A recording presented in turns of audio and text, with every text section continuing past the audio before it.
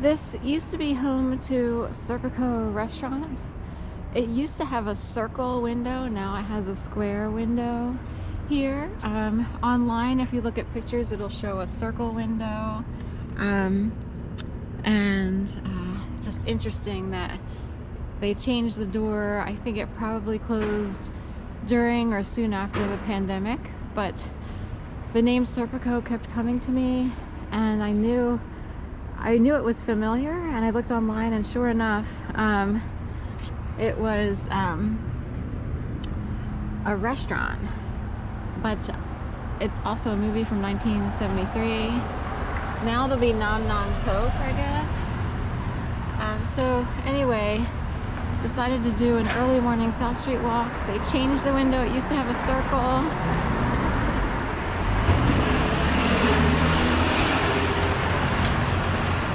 Federal Donuts, but not open yet, so I'm not sure what time they open. So we'll head on back.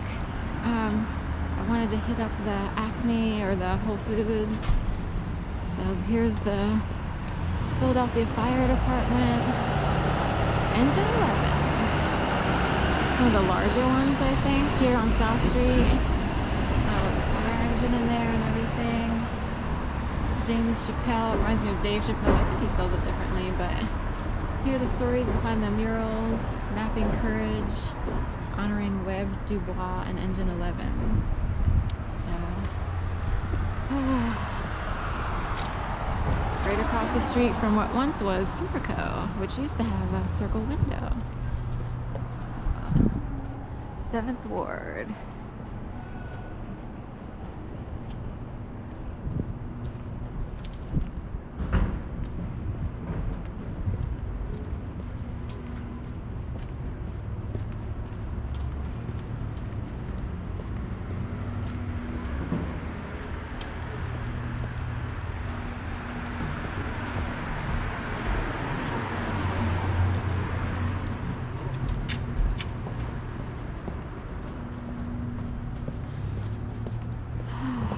South Street is what it is. It's very, like, kind of red districty or Amsterdam-y. It's in that realm-ish.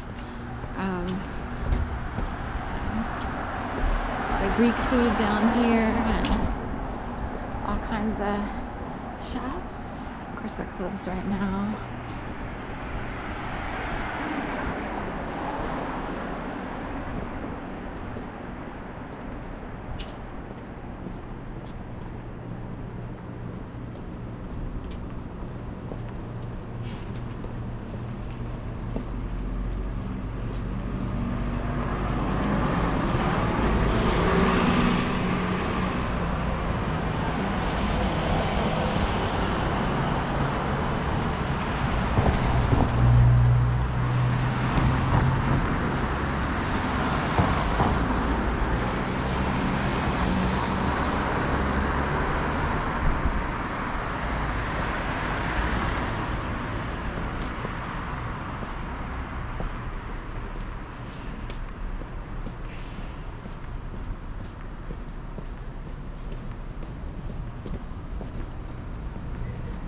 I love the super early mornings in December, the shorter days.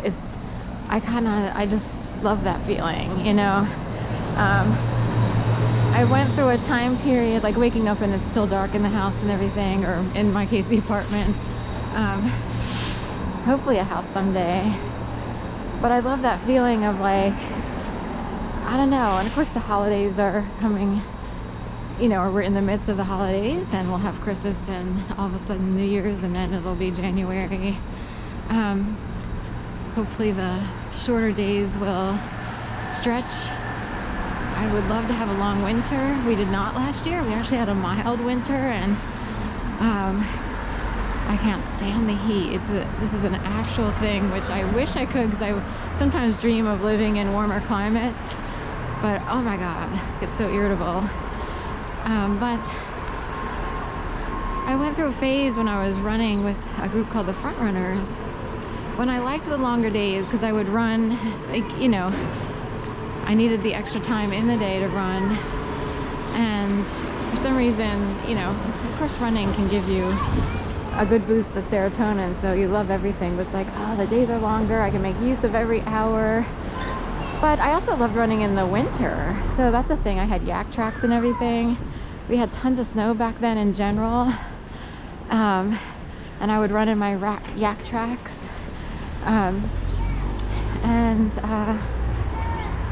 such a freeing, liberating feeling that one wishes could last forever. Yoga kind of provides that as well,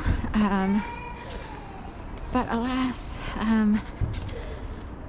you know, it's a little scary. Philadelphia has a scarier feeling to it these days. There is something different. What I experienced in the past was more harassment and people walking around with smirks on their faces, arrogant type people, obnoxious people, like on purpose, with signals, and there's like a million things. It's hard. There are like 72,000 layers of harassment. It's unbelievable how bad it was. These days it's the scarier. Like, you feel like, are people angrier? Do people want to revolt? The population is smaller in general. A lot of people left. So you know, there's a lot of drugs on the street too, and if there's not enough people to make the world go around in their world, then people might be angry, or people police the streets. Even drug dealers police the streets. They try to push people here and there, and you feel it's like ironic. Like, they want you to go over there, they want you to over here, they want to push people around. It's totally, it's like, excuse me, you know, I'm trying to live my life. So anyway, a point being,